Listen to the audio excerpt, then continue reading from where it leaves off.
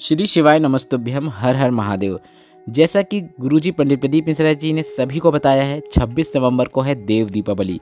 क्योंकि देव दीपावली कार्तिक माह की पूर्णिमा में मनाई जाती है। पर कार्तिक माह की पूर्णिमा के एक दिन पहले वैकुंठ चतुर्दशी मनाई जाती है, क्योंकि यह कार्तिक माह की चतुर्दशी की तिथि को मनाई जाती है। इस वर्ष वैकुंठ चतुर्दशी की शुरुआत 25 नवंबर से हो रही है, जिसका अंत 26 नवंबर को होगा। वैकुंठ चतुर्दशी की शुरुआत 25 नवंबर को शाम 5:22 से हो रही है और इस तिथि का समापन 26 नवंबर को दोपहर के 3:53 में हो जाएगा। और जैसा कि आप सभी को पता है, वैकुंठ चतुर्दशी में संध्या के बाद की पूजन का मुहूर्त होता है, पूजन का महत्व होता है। और गुरुजी पंडित प्रदीप मिश्रा जी के बताए उपायों को करने का समय भी संध्या के बाद मतलब शाम को और रात्रि के समय ही रहता है। इसलिए इस वीडियो में हम आपको वैकुंठ चतुर्दशी हरि और हर के मिलन के दिन के जो उपाय गुरुजी ने बताए हैं, उनमें से 5 विशेष उपायों की जानकारी इस वीडियो के माध्यम से देने वाले हैं। सभी उपाय आप 25 नवंबर शनिवार को शाम 5:22 के बाद से कर सकते हैं। उपाय कैसे करना है, इसके लिए आप वीडियो अंत तक जरूर देखिएगा। वैकुंठ चतुर्दशी हरि और हर के मिलन का दिन कहलाता है। इस दिन भगवान नारायण को, भगवान ठाकुर को बेलपत्र अर्पित की जाती है और भगवान शिव को तुलसी अर्पित की जाती है। पर इसका भी एक विशेष क्रम गुरुजी पंडित प्रदीप मिश्रा जी ने बताया है। उसकी जानकारी भी हम आपको वीडियो के माध्यम से समझा के बताएंगे, ताकि वह आपको आसानी से समझ में आ सके। वर्ष में सिर्फ एक दिन ही ऐसा होता है जिस दिन शंकर भगवान को तुलसी चढ़ाई जाती है और विष्णु भगवान को बेलपत्र चढ़ाई जाती है। गुरुजी ने बताया, शाम के समय प्रदोष काल में आपको भोलेनाथ को एक बेलपत्र अर्पित करना है और विष्णु भगवान को, या फिर आपके पास बाल गोपाल हैं, कृष्ण भगवान की छोटी सी मूर्ति है, उन्हें आपको एक तुलसी का पत्ता अर्पित करना है। बेलपत्र और तुलसी का पत्ता अर्पित करते समय आप महादेव का मंत्र ओम नमः शिवाय या फिर श्री शिवाय नमस्तुभ्यम या फिर नमः शिवाय बोल सकते हैं। और बाल गोपाल को अर्पित करते समय आप ओम नमो भगवते वासुदेवाय मंत्र का उच्चारण करते रहिए। मंत्र का उच्चारण करने के बाद आप अपनी कामना हरि और हर मतलब भगवान भोलेनाथ और भगवान विष्णु से बोल दीजिए, या फिर दिल की जो बात है आप वह भी बोल सकते हैं। जो भी दिल में कष्ट है, आपके जीवन की बात जो भी आप बोलना चाहते हैं, वह हरि और हर से बोल सकते हैं। हरि और हर आपकी बात जरूर सुनेंगे। इसके बाद आपको रात्रि के 11 बजे तक इंतजार करना है। अगर आप रात्रि के 11 बजे तक नहीं जग पाते हैं तो रात के 8 बजे के बाद आपको एक घी का दीपक प्रज्वलित करना है। यह घी का दीपक आप अपने घर के ही मंदिर में करना है, क्योंकि यह उपाय भी आपको अपने घर के ही मंदिर में करना है। घी के दीपक में आपको गोल बाती का उपयोग करना है। दीपक प्रज्वलित करने के बाद भोलेनाथ पर चढ़ी हुई बेलपत्र को उठाकर आपको बाल गोपाल या विष्णु भगवान के ऊपर अर्पित कर देना है। इसके बाद आपको बाल गोपाल या विष्णु भगवान के ऊपर चढ़ी हुई तुलसी को उठाकर भोलेनाथ की शिवलिंग के ऊपर अर्पित कर देना है। अभी भी आपको कुछ विशेष बातों का ध्यान रखना है, इसलिए आप वीडियो को अंत तक देखिए ताकि कोई भी आपसे गलती ना हो। भोलेनाथ पर चढ़ी हुई तुलसी और विष्णु भगवान पर चढ़ी हुई बेलपत्र आपको सुबह 4 बजे ब्रह्म मुहूर्त में उठा लेना है। पर अगर आप सुबह 4 बजे ना उठा पाओ तो गुरुजी ने कहा है, आप जब भी अर्पित करें, आप रात को 8 बजे के बाद जब भी अर्पित कर रहे हैं या 11 बजे के बाद जब भी अर्पित कर रहे हैं, आप बेलपत्र और तुलसी पत्र अर्पित करने के बाद 1 घंटे बाद आप उन्हें उठा सकते हैं। और उस बेलपत्र और उस तुलसी को आपको एक डिब्बी जिसमें शहद भरा हुआ हो उसमें रख लेना है। अब इससे जुड़े हुए आप कौन कौन से उपाय कर सकते हैं, आप वह भी समझ लीजिए।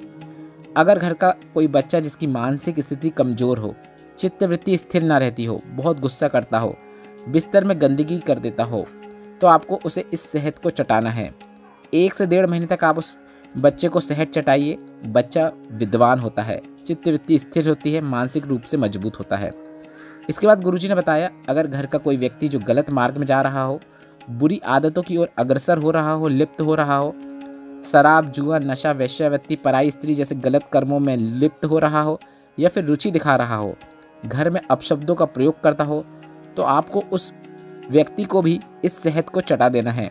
उसकी चित्तवृत्ति स्थिर होती है और उसका मन स्वयं सतमार्ग की ओर बढ़ने की सोच रखने वाला हो जाता है और नशा आदि बुरी संगतों से, बुरी आदतों से वह स्वयं दूर हो जाता है। बढ़ते हैं वैकुंठ चतुर्दशी के दिन किए जाने वाले एक अगले और विशेष उपाय की ओर। गुरुजी ने कहा, अगर आपके घर में कोई व्यक्ति बार बार बीमार होता हो तो रोग मुक्ति के लिए आपको एक विशेष उपाय को करना है। अगर उससे एक के बाद एक दूसरी बीमारियां घेरती रहती हो, मतलब उसका एक रोग मिटा दूसरा चालू हो गया, दूसरा मिटा तीसरा चालू हो गया, तीसरा मिटा चौथा चालू हो गया, चौथा मिटा 5वां चालू हो गया, इस प्रकार से वह हमेशा बीमार होता रहता हो, तो आपको बस एक कार्य करना है। वैकुंठ चतुर्दशी की रात्रि को आपको 7 काली मिर्च, 5 लौंग और 5 बबूल के कांटे, आप एक बार फिर से सुन लीजिए, 7 काली मिर्च, 5 लौंग, 5 बबूल के कांटे। अगर आपको 5 बबूल के कांटे नहीं मिल रहे हैं तो आप उनकी जगह 5 गुलाब के कांटों का भी उपयोग कर सकते हैं।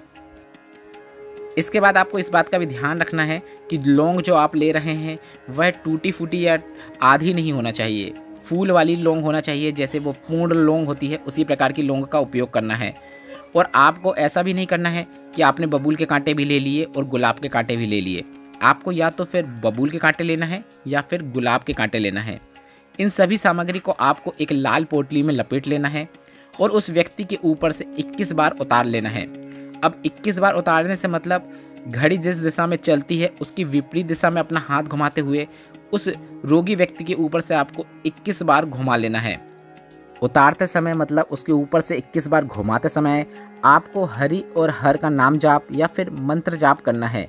गुरुजी ने कहा कि आप श्री शिवाय नमोस्तुभ्यम मंत्र का जाप कर सकते हैं और साथ ही साथ आप ओम नमो भगवते वासुदेवाय मंत्र का भी उच्चारण कर सकते हैं।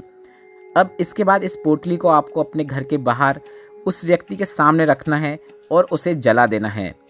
उस पोटली का धुआं उस व्यक्ति को लगना चाहिए, आपको इस बात का ध्यान रखना है। पोटली उस व्यक्ति के सामने ही जलाएं, धुआं उस व्यक्ति को लगे और इसके बाद उस व्यक्ति को आप उस पोटली के सामने बैठा दें ताकि उसको धुआं लगे, या वहीं पे आप उसको खड़ा भी रख सकते हैं। गुरुजी ने कहा धीरे धीरे बीमारियां खत्म होने लगेंगी, व्यक्ति रोग मुक्त हो जाएगा। यह उपाय सिर्फ और सिर्फ वैकुंठ चतुर्दशी की रात्रि को ही किया जाता है। इसके साथ ही गुरुजी ने स्कंद पुराण में वर्णित एक वैकुंठ चतुर्दशी का विशेष मंत्र की भी जानकारी दी थी, जो मंत्र इस प्रकार है। ओम ह्रीं ओम हरिषणाय नमः शिवाय। आपकी स्क्रीन में भी ये मंत्र दिख रहा है, आप देखकर समझ सकते हैं कि यह मंत्र क्या है। ओम ह्रीं ओम हरिषणाय नमः शिवाय। इस मंत्र का उच्चारण भी आप वैकुंठ चतुर्दशी की रात्रि को कर सकते हैं। और गुरुजी ने कहा अगर किसी के शरीर में हवा लग जाती है या भूत प्रेत प्रवेश कर जाते हैं तो आप उसे इस मंत्र का उच्चारण करने को कहें। लगभग आप 21 बार इस मंत्र का उच्चारण जरूर करें। या फिर आपके शरीर में बीमारियां हों, रोग हों, कष्ट हों, तो इस विशेष मंत्र का उच्चारण आप भी कर सकते हैं, कोई भी कर सकता है। इस मंत्र को उच्चारण करने का समय गुरुजी ने रात्रि के 11 बजे से 12:30 बजे के बीच का बताया है। यह मंत्र आपको रात के 11 बजे से 12:30 बजे के बीच में 21 बार जाप करना है। आप अपने घर के ही मंदिर के सामने बैठकर इस मंत्र का जाप कर सकते हैं, बस इतना ही करना होता है। इस वीडियो में बताए गए उपायों से संबंधित अगर अभी भी आपके मन में कोई प्रश्न है तो प्रश्न आप कमेंट बॉक्स के जरिए पूछ सकते हैं। मेरे द्वारा दी गई जानकारी अगर आपको थोड़ी सी भी उपयोगी लगी हो तो इस वीडियो को लाइक करके कमेंट बॉक्स में हर हर महादेव जरूर टाइप कीजिएगा। श्री शिवाय नमस्तुभ्यम, हर हर महादेव।